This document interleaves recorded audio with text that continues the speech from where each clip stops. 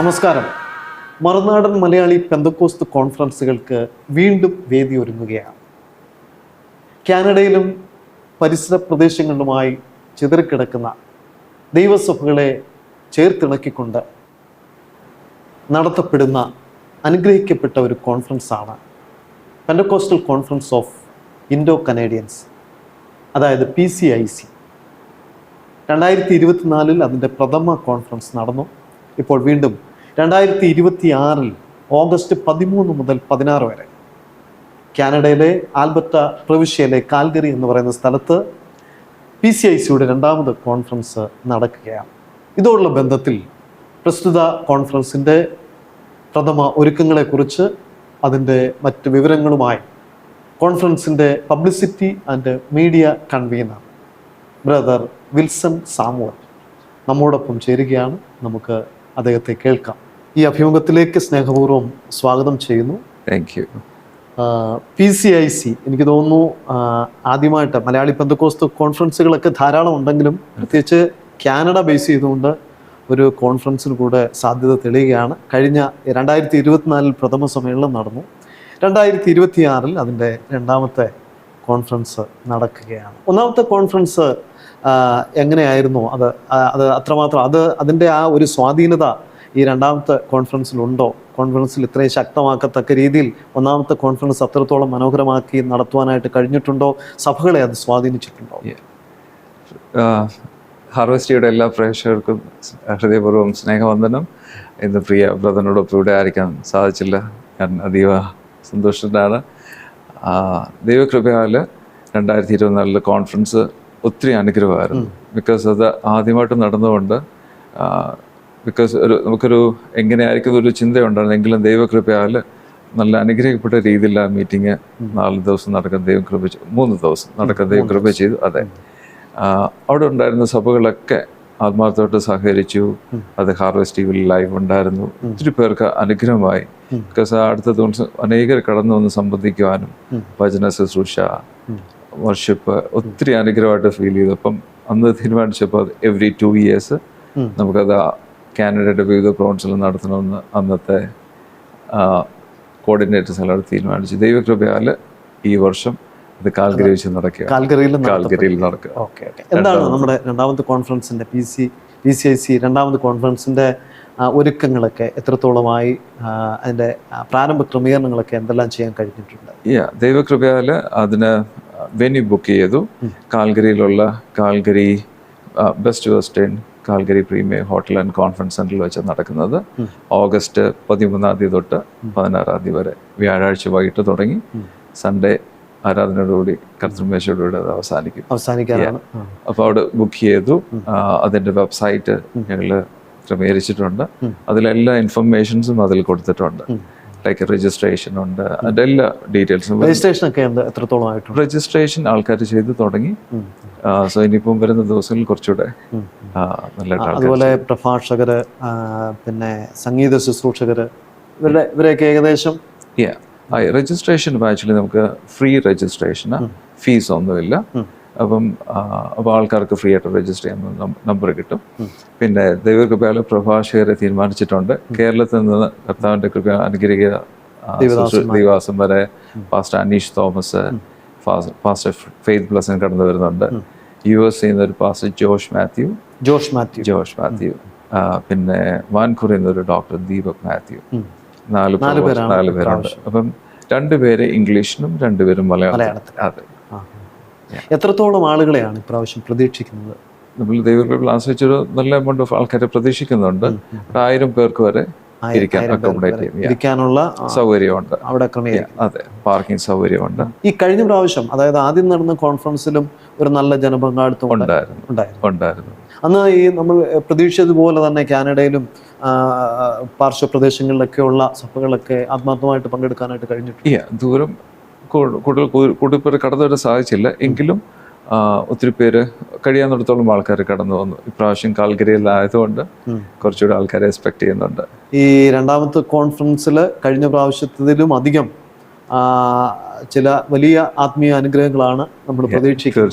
തീർച്ചയായിട്ടും. എന്താണ് ഇപ്രാവശ്യത്തെ നമ്മുടെ ഇതിന്റെ ചിന്താ വിഷയമായിട്ട് ചിന്താ വിഷയമായിട്ട് സൈന്യത്താലല്ല, ശക്തിയാലല്ല, എൻ്റെ ആത്മാവിലോ അത്രയെന്നുള്ള ആ തീമിനെ ബേസ് ചെയ്തായിരിക്കും ഇപ്രാവശ്യത്തെ കോൺഫറൻസ്. അപ്പോൾ സാധാരണ ഈ പെന്തക്കോസ്റ്റിലെ കോൺഫറൻസുകളൊക്കെ ഇപ്പോൾ തീം ബേസ് ആയിട്ടാണ്. കൺവെൻഷൻ ആണെങ്കിൽ പോലും, ഈ വാർഷികമായി നടക്കുന്ന കൺവെൻഷൻ ആണെങ്കിൽ പോലും അങ്ങനെയാണ് നടത്തപ്പെടുന്നത്. അപ്പോൾ അതോടുള്ള ബന്ധത്തിൽ നടത്തുന്ന ദൈവവചന ശുശ്രൂഷകളൊക്കെ അത് ജനത്തിന് അനുഗ്രഹമായി മാറാറുണ്ട്. തീർച്ചയായും. ഈ തീം തിരഞ്ഞെടുത്തതിൽ അങ്ങനെ എന്തെങ്കിലും പ്രത്യേക താല്പര്യമോ അല്ലെങ്കിൽ ഏതെങ്കിലും പ്രാർത്ഥനയിലൂടെയോ ദർശനത്തിലൂടെയോ വല്ലതും ലഭിച്ചതോ, അതോ ദേവദാസന്മാരുടെ ഒരു കൂട്ടായ്മയുടെ ഭാഗമായിട്ട് വന്നു ചേർന്നതാണോ? അതെ, ആക്ച്വലി ഈ കോൺഫറൻസിലേക്ക് തീരുമാനിച്ചപ്പം ഇതിനൊരു തീം വേണമല്ലോ എന്നിങ്ങനെ പ്രാർത്ഥിച്ചുകൊണ്ടിരുന്നപ്പോൾ ചില ദേവദാസന്മാരുടെ ഹൃദയത്തിൽ ദൈവം പ്രചോദിപ്പിച്ച ഒരു വാക്യമാണ് അത്. അപ്പൊ ഈ കാലഘട്ടത്തില് അതിനെ ശരിക്കും ഒരു ആപ്റ്റായിട്ടുള്ള ഒരു തീമായതുകൊണ്ട് അതിനെ ബേസ് ചെയ്ത് വചന ശുശ്രൂഷ നടക്കട്ടെ. അത് ജനത്തിനും അനേകർക്കും ഒരു ഹാർവെസ്റ്റ് ഇവിടെ കാണുന്നവർക്കും ഒത്തിരി പേർക്ക് അനുഗ്രഹമായി തീരുമല്ലോ. പ്രത്യേകിച്ച് അതിനൊരു പ്രത്യേകതയുണ്ട്. കാരണം ഈ ഒരു കാലഘട്ടത്തിൽ ബ്രദറോട് പറഞ്ഞതുപോലെ സൈന്യത്താലും അല്ല, ശക്തിയാലുമല്ല, ദൈവത്തിന്റെ അല്ലെങ്കിൽ എൻ്റെ ആത്മാവിനാൽ അത്രേ. അപ്പൊ ആ വാക്യത്തിന് വളരെ പ്രസക്തിയുണ്ട് ഈ ഒരു കാലഘട്ടത്തിൽ. കാരണം ജനം തളരുന്നു, പിന്നെ സൈനിക ശക്തികൾ മുഴുവൻ തളരുന്നു, ആരോഗ്യരംഗങ്ങൾ തളരുന്നു, മനുഷ്യന്റെ ശാസ്ത്ര സാങ്കേതിക വശങ്ങളെല്ലാം തളരുകയാണ്. അപ്പൊ അവിടെയാണ് ഒരു പ്രതീക്ഷയാണ് ഈ വാക്യം. തീർച്ചയായിട്ടും ജനത്തെ ഉണർത്താൻ പറ്റുന്ന, അല്ലെങ്കിൽ ജനത്തെ ഒരുക്കുവാൻ പറ്റുന്ന, ആത്മീയമായി പ്രകാശിപ്പിക്കുവാൻ പറ്റുന്ന ഒരു വാക്യമായിട്ട് ഞാൻ മനസ്സിലാക്കുന്നു. തീർച്ചയായിട്ടും. സൈന്യത്താലല്ല, ശക്തിയാലുമല്ല, എൻ്റെ ആത്മാവിനാൽ. നൂറ്റാണ്ടുകൾക്ക് മുൻപ് അത് എഴുതി വെച്ചെങ്കിലും ഈ കാലഘട്ടത്തിലും ദൈവജനത്തോടുള്ള ബന്ധത്തിൽ അത് അക്ഷരീകമായി നിറവേറ്റപ്പെടുന്നു എന്നുള്ളതാണ്. നിശ്ചയമായിട്ടും. അപ്പോൾ തീർച്ചയായിട്ടും അതൊരു വലിയ അനുഗ്രഹമാണ്. അതിലൂടെ വരുന്ന ദൈവവചന ചിന്തകൾ ദൈവജനത്തിന് വലിയ അനുഗ്രഹമായി തീരും എന്ന് പ്രതീക്ഷിക്കാം. ഈ പ്രഭാഷകരെ തിരഞ്ഞെടുത്തതിൽ അങ്ങനെ പ്രത്യേകം എന്തെങ്കിലും മാനദണ്ഡങ്ങളുണ്ടോ? അവരുടെ വചന ശുശ്രൂഷയോ അങ്ങനെ എന്തെങ്കിലും പ്രത്യേക മാനദണ്ഡങ്ങളുണ്ടോ പ്രഭാഷകരെ? അതും ആക്ച്വലി പ്രാർത്ഥിച്ചുകൊണ്ട് ഒരു ദൈവിക ഗൈഡൻസ് കിട്ടി അങ്ങനെ തീരുമാനിച്ചതാ. ലൈക്ക് അനീഷ് തോമസ് പാസ്റ്ററും കാനഡയിൽ ആദ്യമായിട്ടാണ് വരുന്നത്. ഫെയ്ത്ത് ബ്ലസും പാസ്റ്റർ നേരത്തെ ഒരിക്കൽ വന്നിട്ടുണ്ട്. പിന്നെ ജോഷ് മാത്യു, ഡോക്ടർ ദീപക് മാത്യു ആദ്യമായിട്ടായിരിക്കും. സോ നമ്മൾ കുറെ നോൺ മലയാളീസിനെ എക്സ്പെക്ട് ചെയ്യുന്നുണ്ട് പ്രാവശ്യം. സോ അങ്ങനെയുള്ള സമയത്ത് എനിക്ക് തോന്നുന്നു കഴിഞ്ഞ പ്രാവശ്യം ഇതിന്റെ കൺവീനറുടെ ഒരു അഭിമുഖം എടുത്തപ്പോൾ അദ്ദേഹം അന്ന് പറഞ്ഞത് ഞാൻ ഓർക്കുന്നു. ഇന്ത്യൻ സഭകൾ, മലയാളി സഭകൾ മാത്രമല്ല, കാനഡയിലും അമേരിക്കയിലും അതുപോലെ തന്നെ കാനഡ പ്രാന്തപ്രദേശങ്ങളിലെല്ലാമുള്ള, അല്ലെങ്കിൽ സമീപ രാജ്യങ്ങളിലോ അല്ലെങ്കിൽ സമീപ പ്രദേശങ്ങളിലൊക്കെ ഉള്ള ഇന്ത്യൻ സഭകളൂടെ ഇതിൽ പങ്കെടുപ്പിക്കണമെന്നുള്ള അതിയായ ആഗ്രഹമുണ്ട് എന്ന് അദ്ദേഹം പറയുന്നത് കേൾക്കാനിടയായിത്തീർന്നു. എത്രത്തോളം ഇപ്രാവശ്യത്തെ കോൺഫറൻസിൽ അതിന് സാധ്യതയുണ്ട്? ഇപ്രാവശ്യവും അതിനുവേണ്ടി ശ്രമിക്കുന്നുണ്ട്. കഴിഞ്ഞ പ്രാവശ്യം പാസ്റ്റർ ജോൺ തോമസ് ആയിരുന്നു എൻ്റെ കൺവീനർ. പ്രാവശ്യം ഡോക്ടർ വിൽസൺ കടവിൽ. അപ്പം മറ്റുള്ള സഭകളോട് ചേർത്ത് ഒരുമിച്ച് ഈവൻ നോൺ മലയാളം സ്പീക്കിംഗ് ചർച്ചസിനോട് ഉൾപ്പെടുത്തി ചെയ്യുവാൻ ശ്രമിക്കുന്നുണ്ട്. അതുകൊണ്ടാണ് ഇംഗ്ലീഷ് സ്പീക്കേഴ്സിന് 2 പേരെ പ്രാവശ്യം അങ്ങനെ ചൂസ് ചെയ്തത്. ഈ കാനഡയെ സംബന്ധിച്ചിടത്തോളം വലിയൊരു രാജ്യമാണ്. അതെ, ഒരുപാട് സുവിശേഷീകരണത്തിനും ഒക്കെ സാധ്യതകൾ ഉള്ളതായിട്ട് എനിക്ക് തോന്നുന്നു. അപ്പോൾ എത്രത്തോളം ഇപ്പം മലയാളി സഭകളുടെ അളവ് എത്രത്തോളം ഉണ്ട്? മറ്റ് ഇന്ത്യൻ ഭാഷകളിലുള്ള, ഇപ്പം തമിഴ്, തെലുങ്ക്, കന്നഡ ഈ ഭാഷകളിലൊക്കെയുള്ള സഭകൾ ധാരാളം അവിടെ ഉണ്ടോ? ഒത്തിരി ഇല്ല, പക്ഷെങ്കിൽ ഉണ്ട്. തമിഴ് ചർച്ചസ് ഉണ്ട്, ഹിന്ദി ചർച്ചസ് ഉണ്ട്, പിന്നെ അങ്ങനെ പല ലാംഗ്വേജിലുള്ള ചർച്ചസ് മിക്കവാറും പ്രോവിൻസസിലും ഉണ്ട്. ഓക്കെ. അപ്പോൾ യഥാർത്ഥത്തിൽ ഈ മലയാളി സഭകളും മറ്റ് ഭാഷയിലുള്ള ഇന്ത്യൻ ഭാഷകളിലുള്ള സഭ അംഗങ്ങളും തമ്മിലൊരു ബന്ധം നിലനിൽക്കുന്നുണ്ടോ, അതോ അതിനുവേണ്ടിയുള്ള ശ്രമങ്ങൾ നടക്കുന്നത്? അതിനുവേണ്ടിയുള്ള ശ്രമങ്ങൾ നടക്കുന്നുണ്ട്. എപ്പോഴും അവരുടേതായ രീതിയിലാണ് പോയിക്കൊണ്ടിരിക്കുക. ഇതിനു വേണ്ടി നമ്മൾ പ്രാരംഭമായിട്ട് എന്തെങ്കിലും നടപടികൾ തുടങ്ങിയിട്ടുണ്ടോ? നമ്മൾ ഈ കോൺഫറൻസിന് അനുബന്ധിച്ച് നമ്മൾ ചില മറ്റുള്ള ചർച്ചസിനെ അപ്രോച്ച് ചെയ്യുന്നുണ്ട്. സോ അവരെ കൂടെ സഹകരണം പ്രതീക്ഷിക്കുന്നുണ്ട് ഇപ്രാവശ്യം. ദൈവാനുവദിച്ച കർത്താവിൻ്റെ വരുന്ന വർഷങ്ങളിലും അവരെയും കൂടെ ഒക്കെ ഉൾപ്പെടുത്തി മറ്റുള്ള മലയാളം ചർച്ചസിനെയും നോൺ മലയാളം ചർച്ചസിനെ കൂട്ടി ചെയ്യണമെന്ന് ആഗ്രഹമുണ്ട്.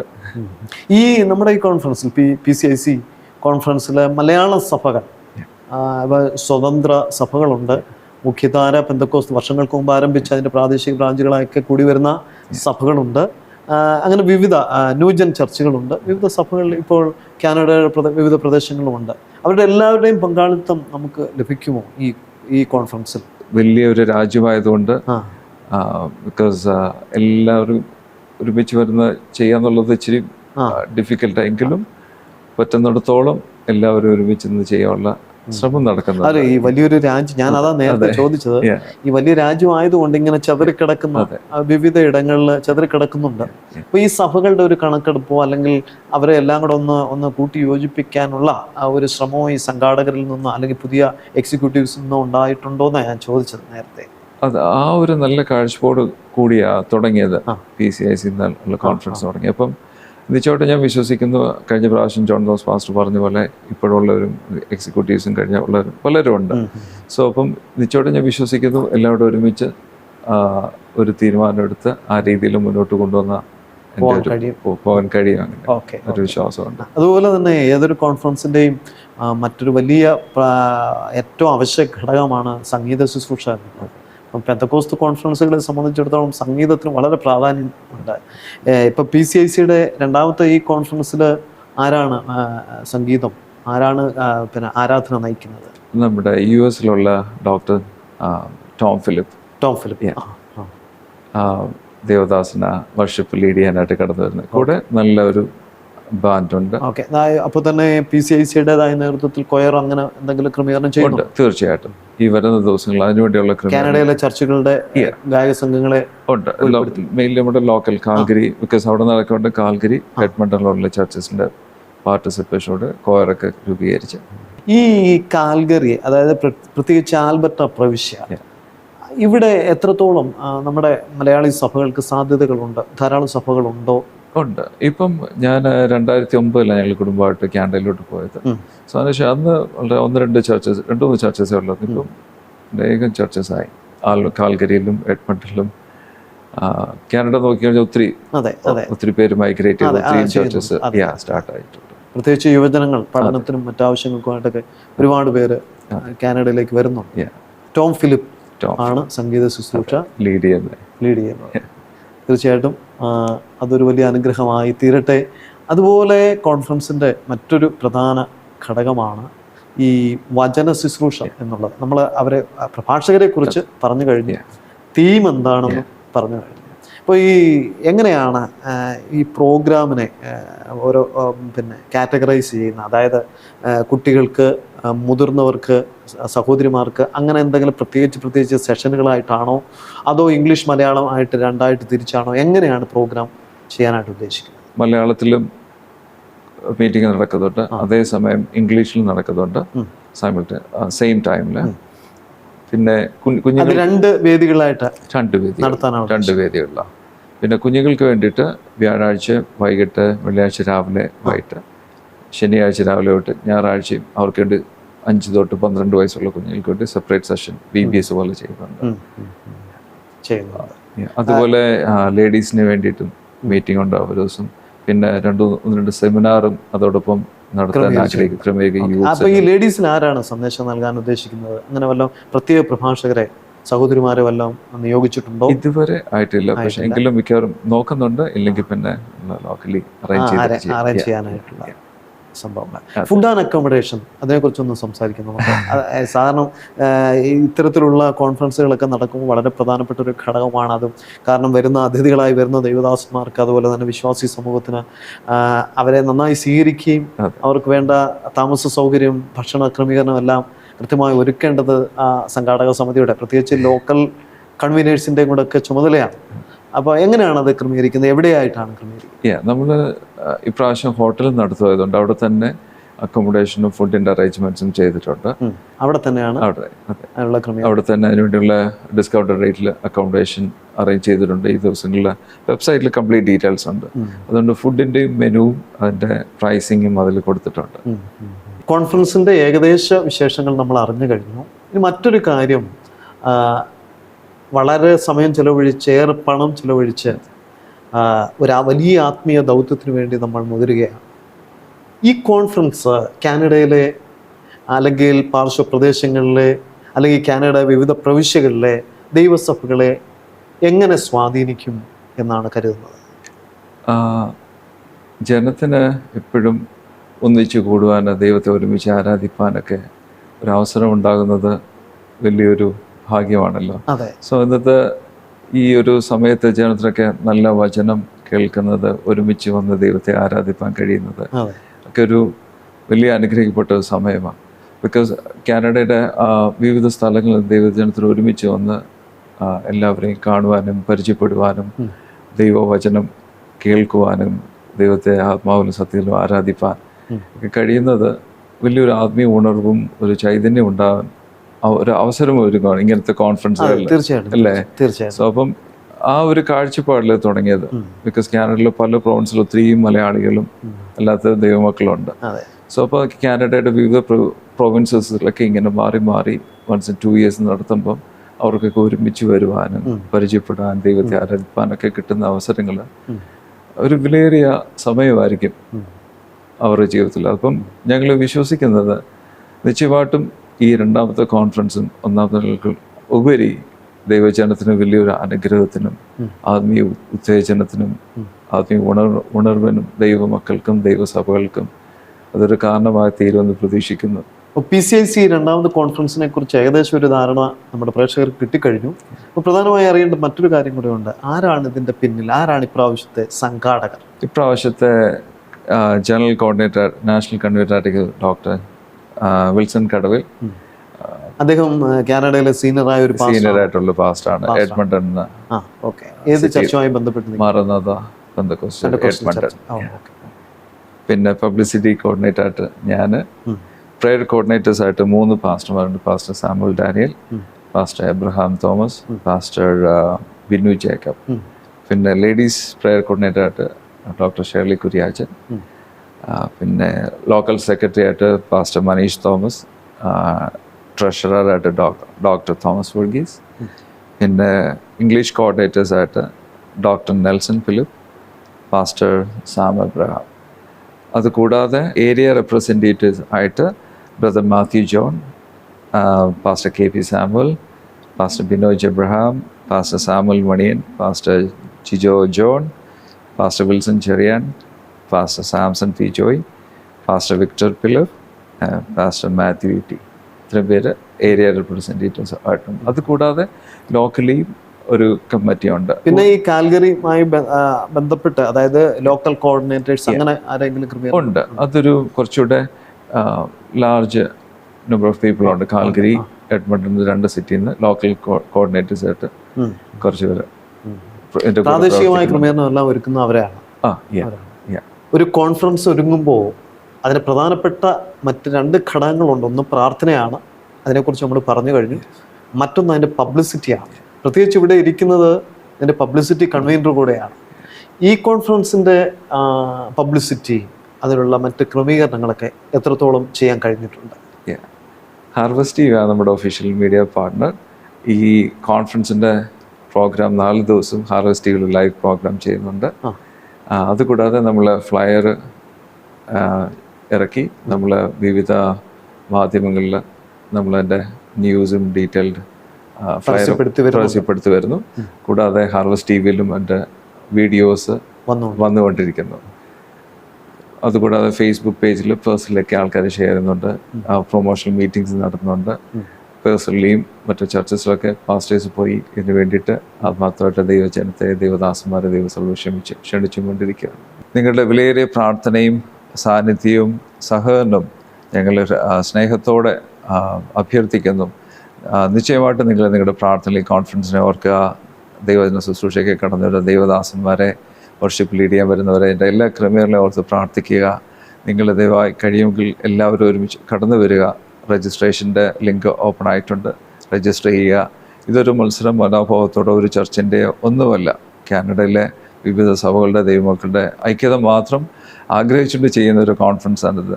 എല്ലാവരും പങ്കാളിത്തത്തോടെ ചെയ്യാനാണ് വരുന്ന നാളുകളിലും ദൈവകൃപയിൽ ആശ്രയിച്ച് ആഗ്രഹിക്കുന്നത്. ഞങ്ങൾ സ്നേഹത്തോടെ നിങ്ങളെ ഈ കോൺഫറൻസിലേക്ക് സ്വാഗതം ചെയ്യുന്നു. നിശ്ചയമായിട്ടും കാനഡയിലുള്ള എല്ലാ ദൈവമക്കൾക്കും എല്ലാ സഭകൾക്കും ഈ കോൺഫറൻസ് അനുഗ്രഹം തീരുമെന്ന് ഞങ്ങൾ പ്രതീക്ഷിക്കുന്നു. എല്ലാ ദൈവമക്കളുടെയും ദൈവസഭകളുടെയും ആത്മാർത്ഥമായ സഹകരണവും സാന്നിധ്യവും പ്രതീക്ഷിച്ചുകൊണ്ട് നിങ്ങളുടെ വിലയേറിയ പ്രാർത്ഥനയും ചോദിച്ചുകൊണ്ട് ഞാൻ എൻ്റെ വാക്കുകൾ നിർത്തുന്നു. Thank you brother Wilson Samuel, PCIC രണ്ടാമത് കോൺഫറൻസും ഏറ്റവും അനുഗ്രഹപ്രദമായി തീരട്ടെ എന്ന് ഞങ്ങളും പ്രാർത്ഥിക്കുകയും ആശംസിക്കുകയും ചെയ്യും. Thank you so much. ഇങ്ങനൊരു അവസരം തന്ന ഹാർവസ്റ്റ് TVക്കും TP എല്ലാവർക്കും എൻ്റെ ഹൃദയം നിറഞ്ഞ സ്നേഹം വന്നു. PCIC രണ്ടാമത് കോൺഫറൻസ് അതിൻ്റെ ഒരുക്കങ്ങൾ അവസാന ഘട്ടത്തിലേക്ക് നീങ്ങുകയാണ്. കോൺഫറൻസിൻ്റെ വിശേഷങ്ങളാണ് അതിൻ്റെ പബ്ലിസിറ്റി ആൻഡ് മീഡിയ കൺവീനിലൂടെ നമ്മൾ കേട്ടത്. ദൈവജനത്തിന് ഒരു കൂട്ടായ്മ, ഒരുമിച്ചുള്ള ആരാധന, ഐക്യത, പ്രാർത്ഥന, ഇതൊക്കെ എന്നും ഒരു ജീവനോപാധിയാണ്. ദൈവസഭകളെ സംബന്ധിച്ചിടത്തോളം അവയെല്ലാം വളർച്ചയ്ക്ക് വളമേകുന്ന കാര്യങ്ങളാണ്. ദൈവസഭ അതിൻ്റെതായ ശക്തിയോടെ ഭൂമിയിൽ തഴച്ചു വളരണമെങ്കിൽ, ദൈവസഭ അതിൻ്റെതായ ആ ശ്രേഷ്ഠമായ പദവിയിൽ ഭൂമിയിൽ നിൽക്കണമെങ്കിൽ ഈ ഐക്യത, ഈ പ്രാർത്ഥന, ഒരുമിച്ചുള്ള ആരാധന വളരെ ആവശ്യമാണ്.